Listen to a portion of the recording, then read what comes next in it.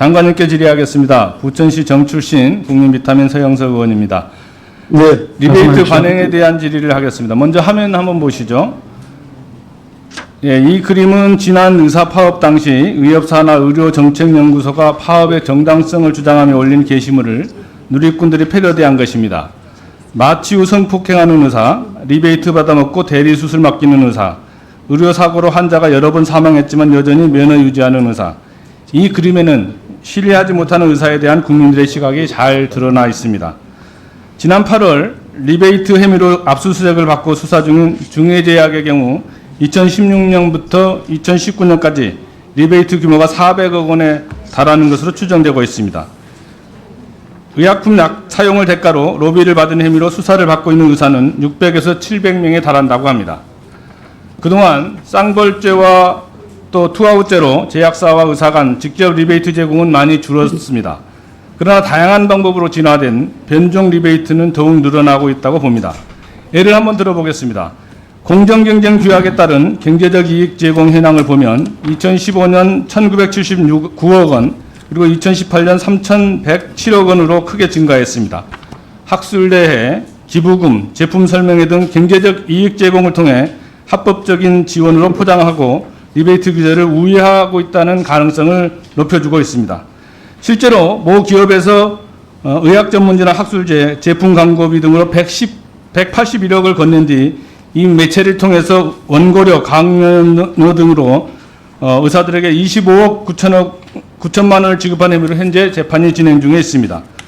두 번째 경우에는 제약사가 도매업체에 대한 판매 촉진을 위해 외상 매출을 약정 기일 내에 지급받으면 일정 금액을 할인해주는 매출 할인제입니다. 세 번째는 CSO라고 영업대행사에 높은 판매 수수료를 주고 이 중 상당 부분을 리베이트로 활용하는 방안이 역시 이미 업계에서는 널리 알려진 리베이트 방식 중에 하나입니다. 넷째는 식약처의 허가를 받은 의료기기를 병원에 임상시험을 의뢰하고 연구비를 지원하는 형태로 리베이트를 제공하는 경우가 있습니다. 이뿐만 아닙니다. PPT를 한번 보시죠. 어느 업체의 로비 노하우 파일입니다. 여전히 많은 의사들이 회식, 백마진, 골프, 학회 지원, 명절 선물, 광고 등 다양한 형태로 로비나 리베이트를 받고 있는 것으로 드러나고 있습니다. 이외에도 다양한 통로를 통해서 음성적인 신종 리베이트가 진화되고 있다고 보는데 장관님, 리베이트 근절을 위한 어떤 방안을 가지고 계십니까? 답변해 주시기 바랍니다. 예, 지금 리베이트는 사실은 지금 정부의 어떤 강력한 의지에 의해서 줄어들고 있는 경향 부분이 있습니다. 근데 의원님 말씀하신 대로 점점 더 규모해지고 새로운 방법들이 등장하고 있어서 건질이 쉽지만 않습니다. 그러나 저희들은 그런 리베이트가 의심되는 징후가 있거나 또 그러한 신고가 들어오면은 적극적인 조사에 나가고 있고 또 검찰과 함께 불법 수사를 직접 하고 있습니다. 그래서 현재 2016년에 비해서 그때 한 100건이 넘었습니다만 지금은 한 절반 이하로 줄어들긴 했습니다. 그러나 좀 더 열심히 노력해서 이 리베이트 관행을 건절할 수 있도록 하겠습니다. 예, 줄어들었다고 보기는 좀 어렵다고 보는 생각하고 있고요. 결국 새로운 방식의 리베이트 방식이 행행하고 있는 거 아닌가 이렇게 의심을 갖지 않을 수 없습니다. 결국 그 피해를 보는 것은 국민과 건강보험 재정이라고 생각합니다. 그래서 신종 리베이트 방식을 차단할 수 있는 방법으로 제가 몇 가지 제안을 하고자 합니다.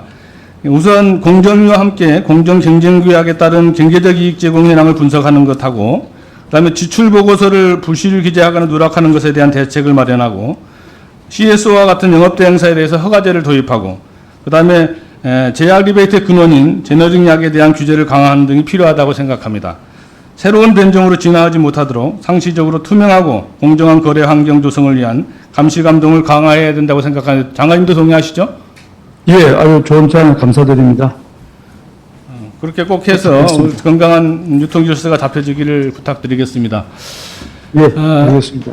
그리고 정부가 코로나19 극복을 위한 민생경제 지원 대책으로 건강보험료를 경감했죠?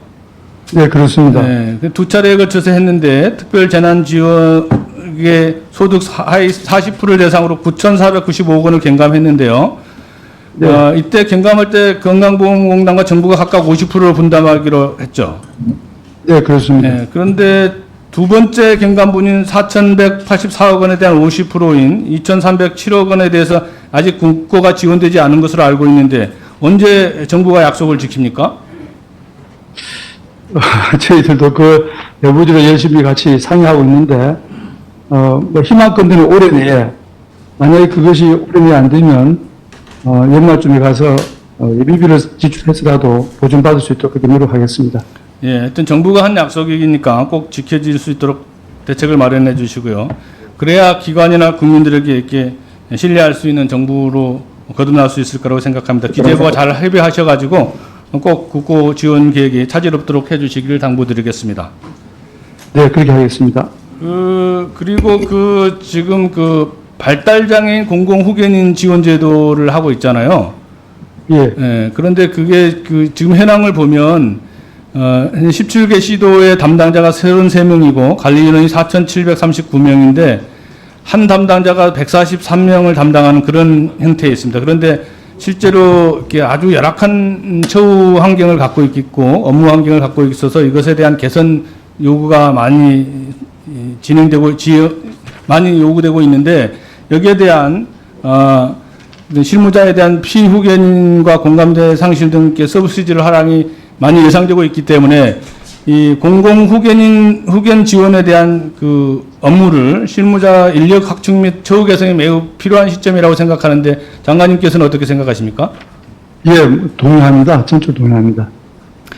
이 발달장애인 부분에서 공공후견이 제도 도입한 지 몇 년 됐습니다만 워낙 그 수요에 비해서 후견을 하고 있는 분들 수가 적어서 실효성을 좀 제고하기 좀 더 제도적인 지원이 필요한 그런 상황입니다. 네, 꼭 대책을 마련해 주시길 당부.